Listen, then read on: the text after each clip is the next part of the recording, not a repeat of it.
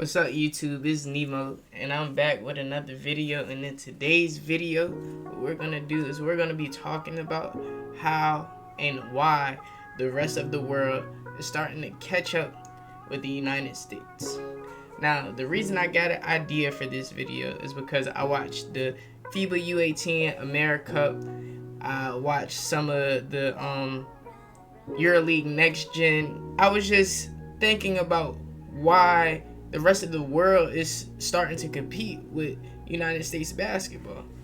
And watching these games, what I realized is it's a skill thing. The reason why the rest of the world is catching up with the United States is skill. And I feel like that's all due to the way that we develop our amateur athletes. Amateur basketball and high school basketball and AAU basketball in America, I feel like personally, we don't value the skill development. We're more focused on the athleticism, the speed, the strength, the size. And I feel like that's what sets America apart right now in regards to other countries. But skill wise, there is no gap. Watching the FIBA U18 AmeriCup, I watched the United States play Argentina. The United States had two bigs dang near 7 foot tall. It looked like Argentina didn't have a single person on their roster over 6'6". They may have, but just off the eye test, it looked like they did it. And it was that way for a lot of the different teams in the tournament. The only team I can say that really matched up with the United States in size is Canada. But everybody else, size-wise, could not match up with the United States.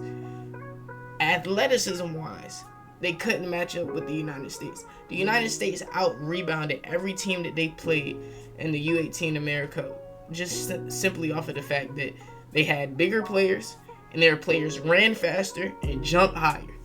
That's it. And it was crazy to watch because I'm watching a game. They played Brazil in the group stage, and I'm watching the game, and I'm like, dang, if Brazil could box out and get a rebound, Brazil would be winning this game. And Brazil, I think in that game, Brazil was down by 1 at halftime. I'm like, Brazil could really be winning this game if they could get a rebound. But the problem was they didn't have the size to compete with the United States. But watching that tournament, I feel like skill-wise, there wasn't a big difference between the Brazilian players and the American players.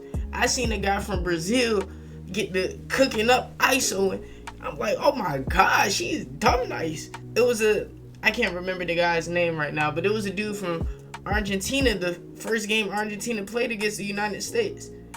I looked up professional stats, looked up who he played for and everything, because skill wise I just thought he was a phenomenal player.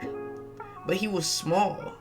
And that really made me realize, like, in terms of skill work, being able to shoot the basketball, being able to dribble, like handle the rock, being able to set your teammates up, get your teammates in a position to score the basketball, the United States didn't really thrive in that area. They were from the three-point line, they were one of the worst shooting teams in that tournament.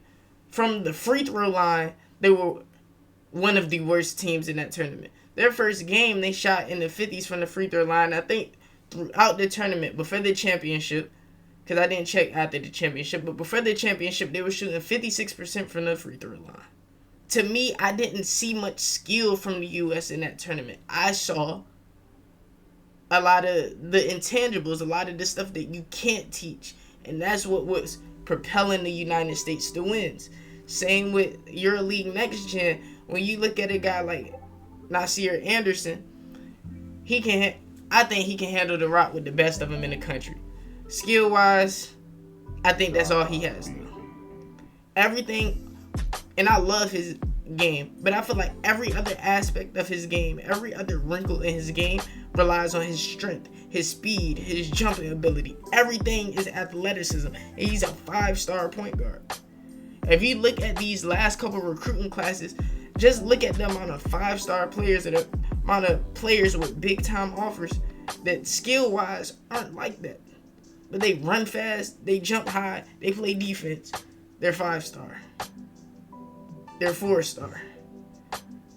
Then you have guys, mid-major, low-major, that know how to run a pick and roll. They know how to get others involved. They can shoot the leather off the ball. They can create their own shot, create shots for others. And they not getting the same amount of love as a guy that can't do none of that stuff, but he got a 40-inch vertical and he got 4.3 speed. And I think that was the difference in the championship. If you didn't know, the United States played Canada in the U18 America Cup Championship, and the United States lost. And I said it from game one. The game I saw the United States play Argentina, they didn't impress me because they just looked like they ran faster, jumped higher, and were stronger than their opponent. That's it. I knew Canada had the size to compete with them, with Maxime Meyer, the Duke player. So just off of that alone, I was like, I feel like Canada is going to beat the United States. Now, looking at some of the Canadian guys, off rip, I just want to talk about Javion Tyndall.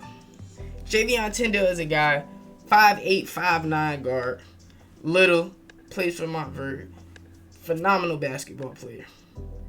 And this is what I mean by I feel like American basketball treasures the intangibles over skill set. There wasn't a single player on the court in the championship that could stop Javion Tyndall.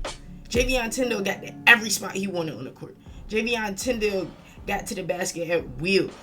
Did he miss some layups? Absolutely. But that's going to happen when you're 5'9", 5'8", going up against 7-footers. But he made play after play after play with his skill set in order to put Canada in a position to win that ball game. Even down to the defensive end of the floor. Canada was down 5 with a minute left. Javion Tyndall was hounding Taylor Kinney, hounding TK up the court, made him pick the ball up right across half court. Ended up drawing the backcourt call, which led to a Canada 3 to cut the lead down to 2 with like 45 seconds left in the game. All of that was because of his skill set. And this is a guy that he's top 10 in the EYBL in scoring right now. Top 10 in the EYBL in assists. But guess what? He's not top 10. He's not top 10 ranked. He's not top 20 ranked. He's not a 5-star. Last time I checked, Javion Tyndall wasn't even top 100 in his class. And granted, he is small. He's 5'8", 5'9". But we can't sit here and deny the skill set because of intangibles.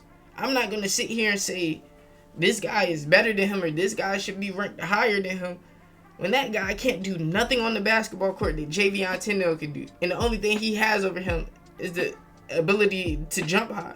Javion Tyndall dumb quick too. He a little guard. He got to be dumb quick. Only thing he can do is jump higher than Javion, and he taller, so we ranking players above him. I don't get it, and I feel like that's the problem with American basketball, and that's why the rest of the world is catching up to the U.S. in basketball. Is because we're treasuring and we're valuing the athleticism, and so the players with the talent don't get as much value. They don't get as much love. They don't get cherished the way that they should.